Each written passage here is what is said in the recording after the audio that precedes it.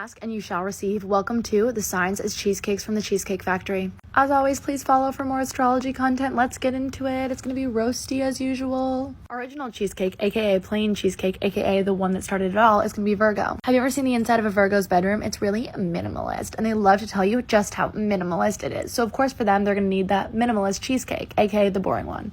Not all of us can be maximalists.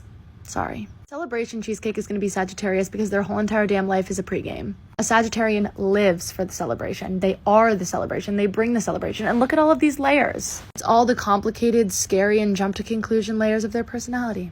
The eye of a chocolate cheesecake is going to be Libra because it's incredibly bougie on the exterior. But it's the kind of thing that's a little too rich. Like, it makes your mouth hurt. You're like, wow, that's a lot. It's very sweet, very chocolatey. But it doesn't matter. She has the new Bottega Veneta purse and a Chanel brooch, so it's fine.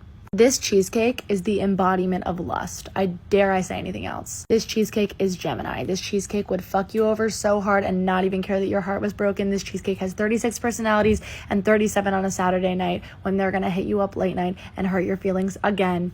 But it hurts so good, you go back for more every time. I know you do.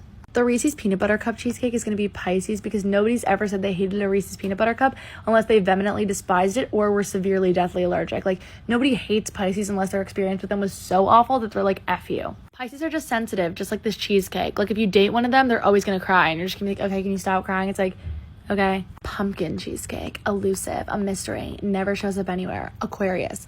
You invite an Aquarius somewhere, I guarantee you 1050% they're not going to show up. They show up once a year, they come through, everyone's all excited, it's sporadic, you never know how long they're gonna stay for. That's Aquarius, that's this shit right here. This cheesecake makes you want to text your ex-boyfriend. It is literally Aquarius in every single way. This cheesecake has an apartment in Williamsburg and thinks that they're so cool and artsy even though they literally gentrified it. White chocolate raspberry truffle cheesecake answers to nobody. This is my favorite cheesecake in the world and it is Scorpio. It's a little sour, it's a little sweet, it's a little mysterious. Not many people would dare to say it's their favorite because not many people have that complex of taste buds and can really truly understand and recognize beauty and passion and power when they see it.